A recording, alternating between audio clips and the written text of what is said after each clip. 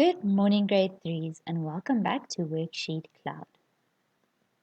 If you have any questions throughout the lesson or after the lesson, then you can ask mommy or daddy to send an email to grade3@worksheetcloud.com, and we will try and answer your questions as soon as possible. So I hope you've had a lovely morning so far, and if this is the first time that you are watching a lesson on WorksheetCloud, my name is Teacher Taryn, and we are going to do some grade 3 English home language. And today we are going to learn how to answer a reading comprehension.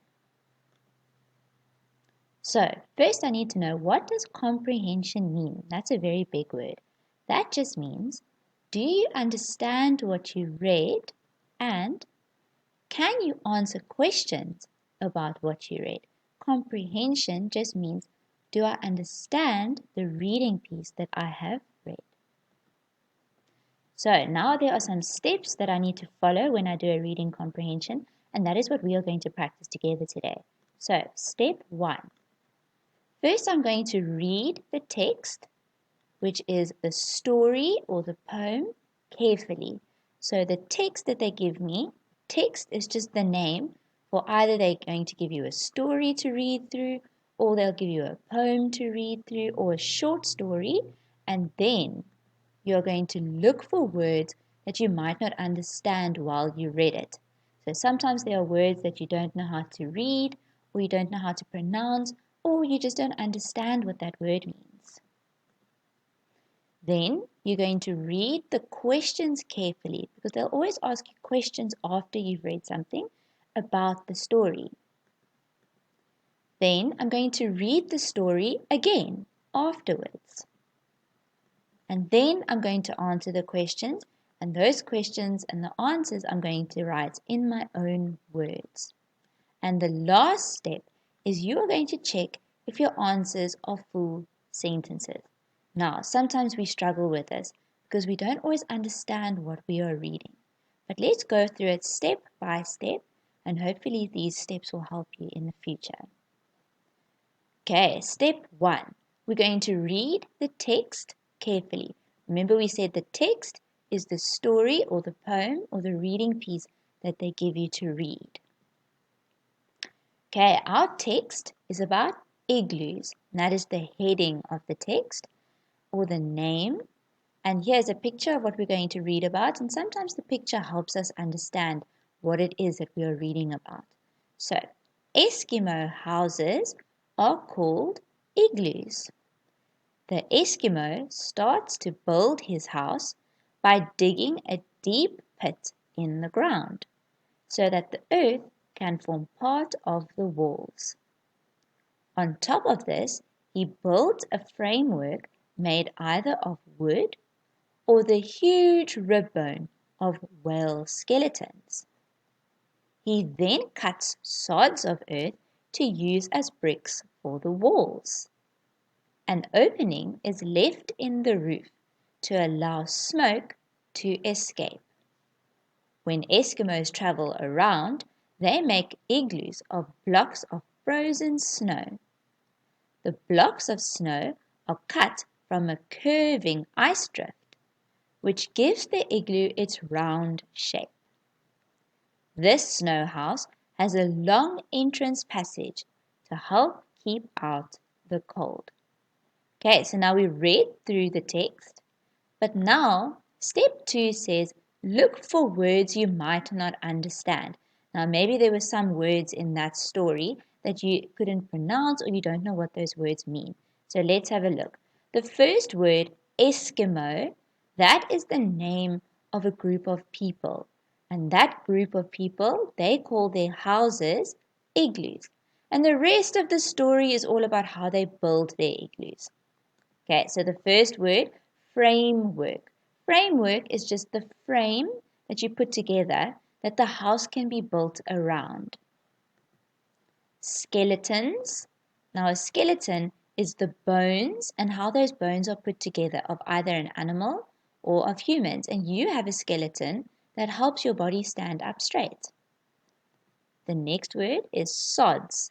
Now sods of earth, that might give you a clue. That could just be the pieces or the blocks of earth that they use as bricks. Ice drift, that is just a big block of ice that is drifting along in the ocean. Entrance, you might have heard that already. The opposite of entrance will be exit, and that is just how you enter into a room or into a building. And a passage, you might have a passage in your house. A passage is a long part of the house where other rooms will lead off. Now, if you read through a story and you don't know how to read a certain word or pronounce, you can always ask either your teacher or a grown-up that's around you to help read those words. But sometimes, like with sods of earth, sometimes the words around that word can help you understand what it might mean.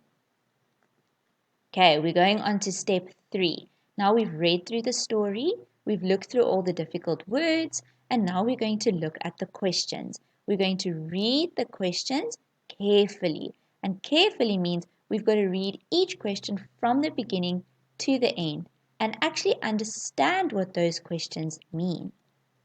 Okay, number 1 says, who lives in an igloo? So who tells me they might be looking for people. Number 2, name the things that you can use to build an igloo. So here they tell me things, so I'm looking for things I can touch, like nouns. Number 3, what is the important reason for a long entrance at the front? Number 4, would you be able to build an igloo using ice in South Africa?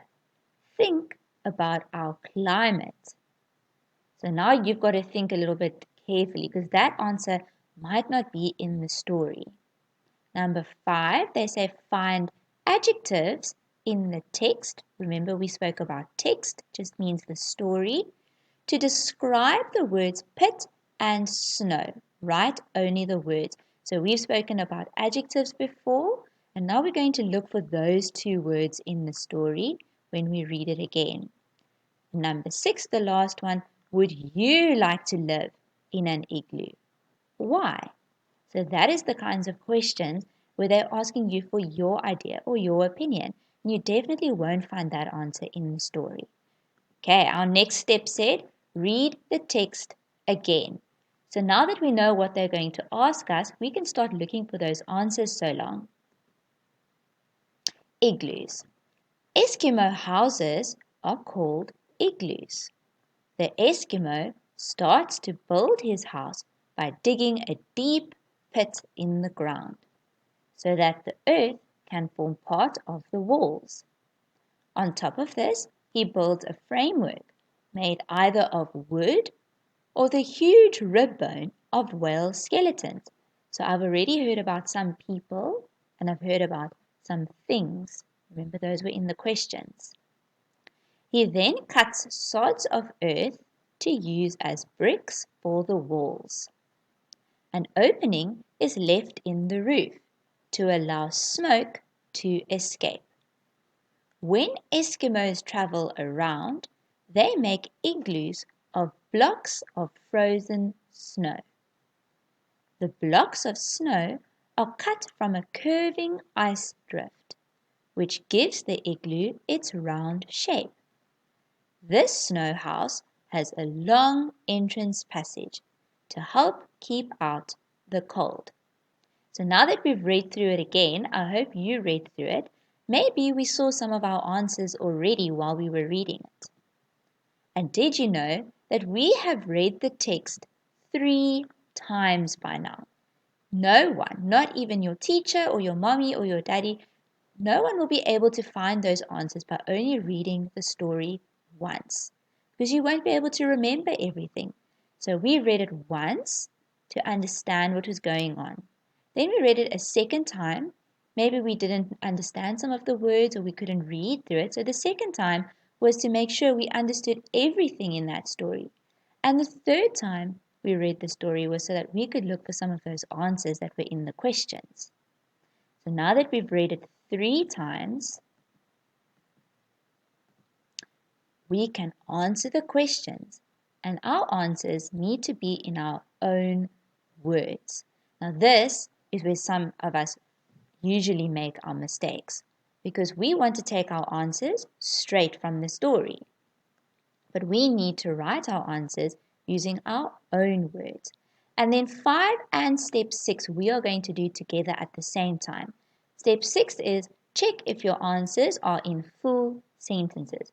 So we are going to do number 5, we're going to answer the questions, and we're going to do number 6 at the same time. We're going to check if our answer is in a full sentence. Let's have a look at question number 1. Who lives in an igloo? So we are looking for people. Who? That tells us that the people in the story would be the people we are talking about in the igloo. So let's see, where do we hear about people in the story? Eskimo houses are called igloos. So now we cannot just write this sentence exactly the way we see it in the story. We've got to rewrite the answer the way we would use our own words. So the question, who lives in an igloo? We can either say Eskimos live in an igloo, and that is a full sentence because we have a capital letter at the beginning, we have a full stop at the end, and we've used some of the question in our answer. They say, who lives in an igloo? And then we could write, Eskimos live in an igloo. Or we could say, an igloo is the home of an Eskimo. And that is also a capital letter at the beginning and a full stop at the end. So number 5, did we answer the question? Yes, we did. Number 6, did we write it in a full sentence and using our own words? Yes, we did. So we can move on to question number 2. Name 2 things that you can use to build an igloo. So now they're talking about things, nouns that we might have seen in the story. And they're telling me we need 2 things. And usually you would get a mark for each of those answers that you would write down. So we need to look for 2 things that we can use to build an igloo. Somewhere in the story they spoke about how to build the igloo. So let's look. Here I see the word build, and that gives me a clue that somewhere close by to that word build is going to be our answer. Then we look for the things that we could see. They say wood, or the huge rib bone of whale skeletons, or sods of earth, or blocks of frozen snow. And those were all the things we saw in the story. So now we've got 4 different options. We can either say wood, or we can say a rib bone of a whale, or we could say sods of earth, or we could say blocks of frozen ice. So we are only going to choose 2 of those things. Now remember, our sentence needs to start with a capital letter, needs to end with a full stop. So you could say, you can build an igloo using wood or blocks of frozen ice. Your answer could also be, you could build an igloo using a rib bone of a whale skeleton or sods of earth. Any of these 2 would be correct, and you only needed to name 2 of them. Okay, number 3. What is the important reason for a long entrance at the front? So we are going to look for something important or the word important, and we're going to look for the long entrance. Somewhere in the story they talk about the long entrance. So right at the end it says, this snow house has a long entrance passage to help keep out the cold.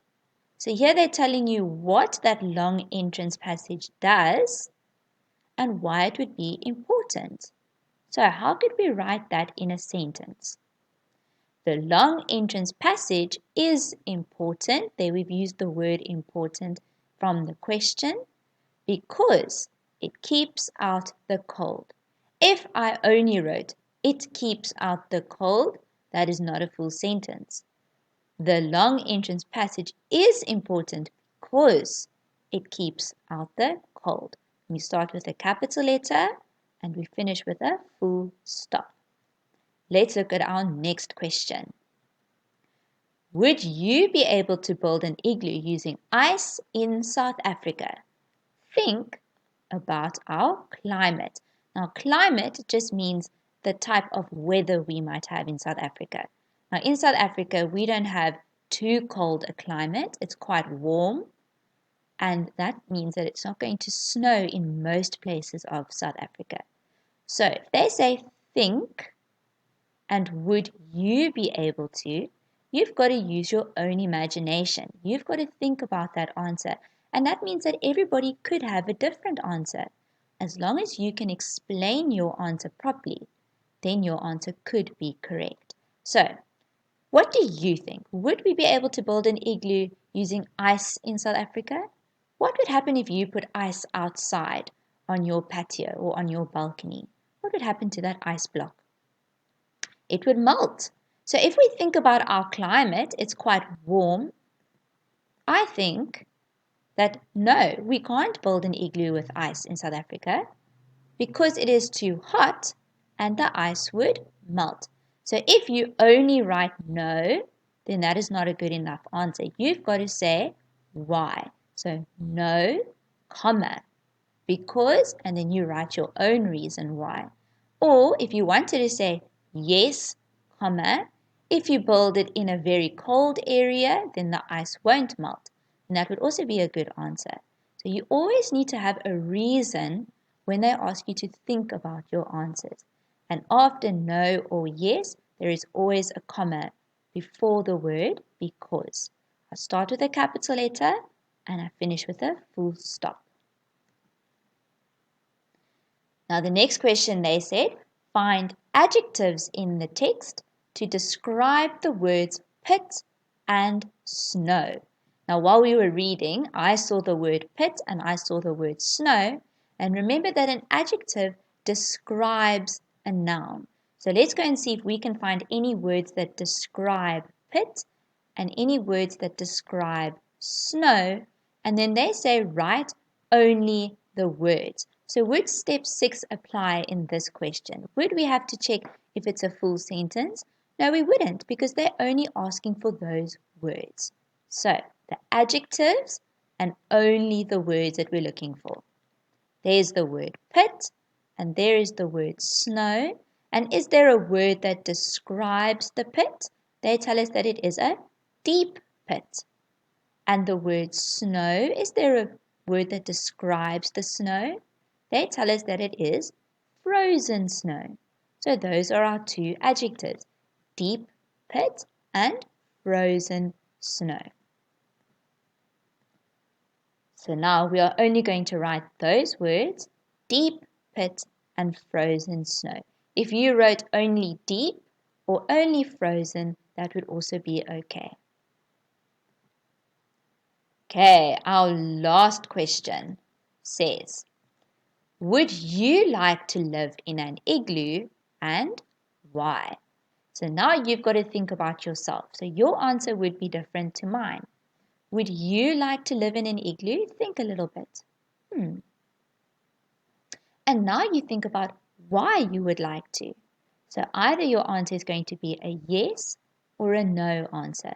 But that's not the important part. The important part is why you say yes or no. And it needs to be appropriate. So I could say no, comma, and now I'm going to start with because. Remember there's always a comma in front of because. No, because it would be too cold. So that would be a good answer for why I would say no. Or you could say yes, and maybe you've got a good reason for why you would like to live in an igloo. Yes, comma, because it would be an interesting adventure. And that is a very good reason for you to say yes. But you have to be careful because if you say yes, you can't say yes because it would be too cold or no because it would be an interesting adventure.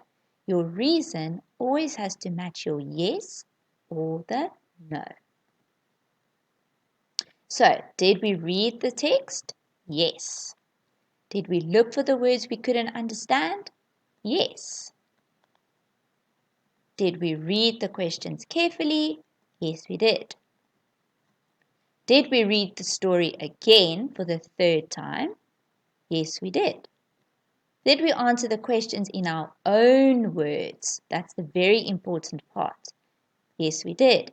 And did we check if our answers were full sentences? Remember, how do I check that it's a full sentence? It starts with a capital letter, it ends with a full stop, and it has a bit of the question in the answer. Your sentence has to have a verb. So, did we check if our answers were full sentences? Yes, we did, except for the one where they told us write only the words. So, grade 3s, it is very, very important for you to keep reading, and it's important for you in grade 3 to understand what you are reading and that you can answer some questions about what you read.